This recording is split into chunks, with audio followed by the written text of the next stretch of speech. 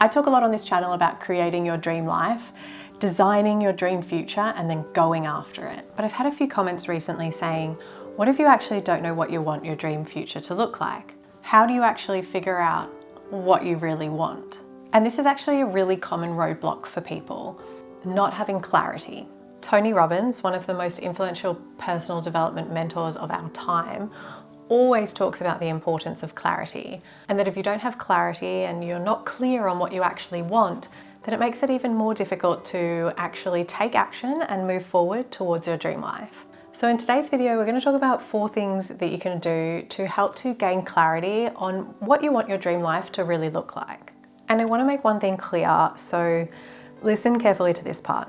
Clarity is not about knowing how you are going to get to your dream life. I'm going to repeat this in a different way because it's so important. Getting clarity on what you want isn't about actually figuring out how you're going to do it. And as we go through these 4 things today, we'll talk a little bit more about this concept. But for now, I just want you to hold in your mind that the idea is that you're going to focus on what you want, not how you are going to get it. So I remember a clear time in my life where I had no clarity. I was transitioning out of a 10-year career that I knew I didn't want to do anymore, but I had no idea what I actually wanted to do. I didn't even know what I wanted my future to look like. It was actually quite an uncomfortable position to be in, not knowing what I wanted my future to look like and just not having any direction at all. But at that particular time, I was given some really good advice. I'm not going to share that exact advice right now, but I'm going to come back to it later on in the video because it will make a little bit more sense then. So just keep this story in mind and we'll come back to it later. So for now, let's start with number 1, living a life that is true to you. To understand what you want in life, you need to start living a life that is true to you. There's a lady called Bronnie Ware, and she worked in end-of-life care. So she wrote the book, The Top 5 Regrets of the Dying. And there is something really important that we can learn from the top regret of people who were facing the end of their lives.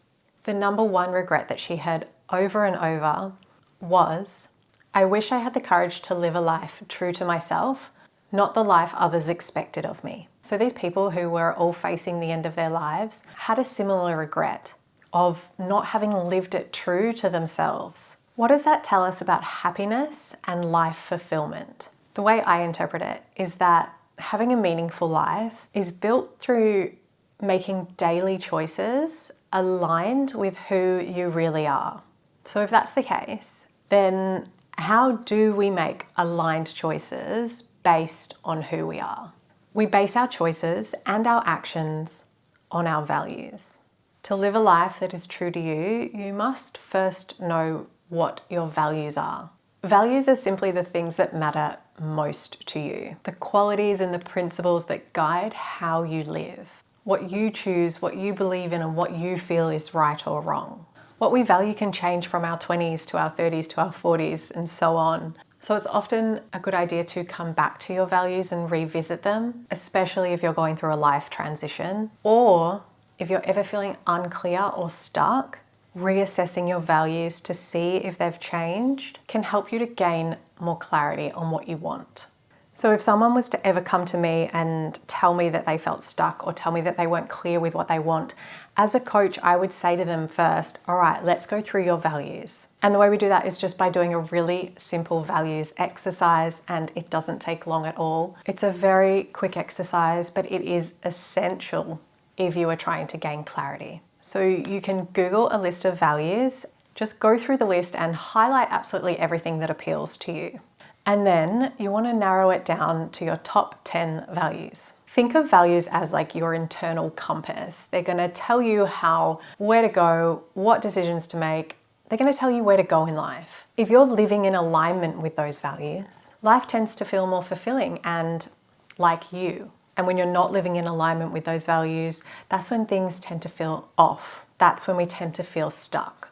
Even if everything looks good on the outside, something internally is not aligned. When you're clear on your values, you actually have something to measure your life against. You're not just reacting or following what everyone else is doing. You're choosing things that actually fit you. you're choosing a life that feels true to you. So number one, we must start with knowing our values to help aid our choices going forward. Once you've done an assessment of your values and you know what you value most in life, you want to move on to number two, and that is doing a life assessment. So when we're stuck and unclear, we need to do a little life assessment to figure out what's working and what's not working in our life at the moment. The easiest way to do this is to rate each area of your life out of 10. Then at the end of that, you have this little score system that shows you which areas of your life you need to focus on. The simplest way to do this is by filling out the wheel of life. This only takes a few minutes, and for such a simple, quick exercise, it gives you so much awareness of which areas of your life need attention, and therefore helps you to know where to place your goals and what to work on to create a more fulfilling life for yourself. So here is the wheel of life on screen now. You can screenshot it now if you like. Rate each section out of 10. 1 is the least satisfied in that area of your life, and 10 is completely satisfied with that area of your life. Now we are going to move on to number 3. Eliminate what you don't want. To help get yourself clear on what you do want, it can be really helpful for some people to actually locate what they don't want. So instead of asking, okay, what does my dream life look like? You might ask yourself some of the following questions. What situations make me feel small, drained, or disconnected? What version of me am I tired of being? What pace of life doesn't suit me? What expectations have I been trying to live up to that don't actually feel like mine? What have I outgrown, but maybe haven't fully let go of yet? What am I afraid my life might look like if I don't make changes? You can screenshot these now and spend some time journaling on them. Every time you identify something that doesn't feel aligned, you are naturally moving closer to what does. And that brings us to number 4, which can also help you with understanding what you do and don't want. Number 4, taking action for insights. So I told you at the beginning I would come back to the story of when I was most feeling lost in life and not knowing what career I wanted to pursue going forward. At the time, I was living in London and I was really wanting to finish up my 10-year modelling career. I knew I didn't want to be a model anymore, but I had no idea what I had to give to the world. I didn't know where my talents were. I didn't know what I was passionate about. My entire identity was wrapped around this career I had for my whole adult life. And I remember saying to myself, who am I when I'm not a model? At that time, I had some advice from someone saying, make a 5-year plan. And I was like, I don't know what I want. I don't know what I want to do tomorrow. I don't know what I want to do in 5 years. I don't know. And this person said, well, okay, if you don't know what you want, then just try heaps of different things. So I did. And it was the best thing I've ever done. I knew that I loved animals, so I thought maybe I'd like to become a vet nurse. So I volunteered in an animal hospital to get some exposure to the area. It was one of the most rewarding things I've ever done, but it was also one of the most eye-opening things I've ever done. It made it clear to me that being a vet nurse was something that I didn't want to pursue as a career. I then also started a blog at the similar time and started sharing different things that I was interested in. There was no, okay, this blog is going to turn into anything. It was just like, okay, this is something for me to do. This is something that is going to teach me things. This is something that might create opportunities. Who knows what this might lead to? That was kind of my mindset at the time. And then I'd moved back from London to Australia and I had to continue modeling because I needed to make money, but I was still trying to figure out what I wanted to do. So on the side, I decided to get a job in real estate because I thought maybe real estate would help. And I was helping do all the secretarial work for a real estate company, doing a little bit of their social media, and I was exposed to the real estate industry. And that showed me that that was not an industry that I wanted to work in. Great, another one crossed off. Did I learn stuff working for those people? Absolutely. What an incredible experience. After that, I ended up getting a job at a social media management agency and I was running lots of different social media accounts. I learned so much from that experience as well because I was exposed to so many different industries through managing all of their social media. At a similar time, I started my first YouTube channel, the other channel, without any real plan of what was going to happen there either. But I just did it because it was something that could lead to something, or it could teach me something, and it kept me occupied and it kept me working towards anything. I was dipping my toes in so many different buckets. Why? Because we get insights, knowledge, and awareness through experience. Doing all this showed me what I didn't want, and it opened up new opportunities, and I learned so much along the way.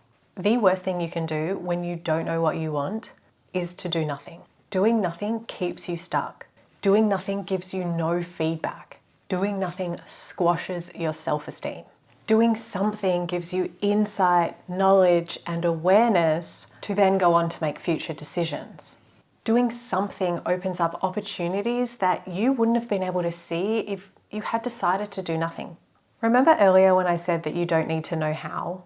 This story that I've just told you, this was me taking action towards my dream life, but not really knowing how it was going to work out, and even not being 100% clear on what I wanted it to look like in the end. You don't need to know how everything is going to turn out.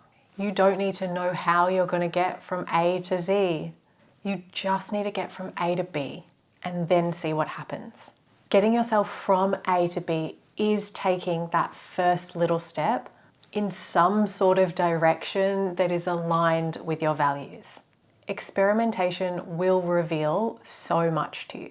If you can do that, doors will open in your mind and in real life. You don't need perfect clarity before taking action. Take action and more clarity will come. The key here though is aligned action. That's exactly why we spoke about values first and why we did our life assessment. So that when we do take action, even if we're not sure what it's going to get us, at least it is aligned to our values. So that at least we know we are going in the right direction.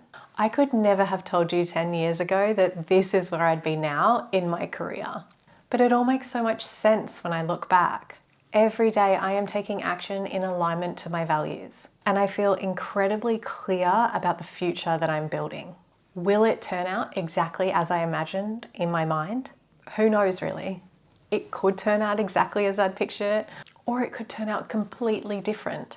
But at the very least, at least I am enjoying the journey of my life because I know I am living it true to myself. Subscribe to support this channel to see more encouraging content like this. And here on the screen now is another video that you might enjoy. Thank you so much for watching, and I'll see you in the next one. Bye.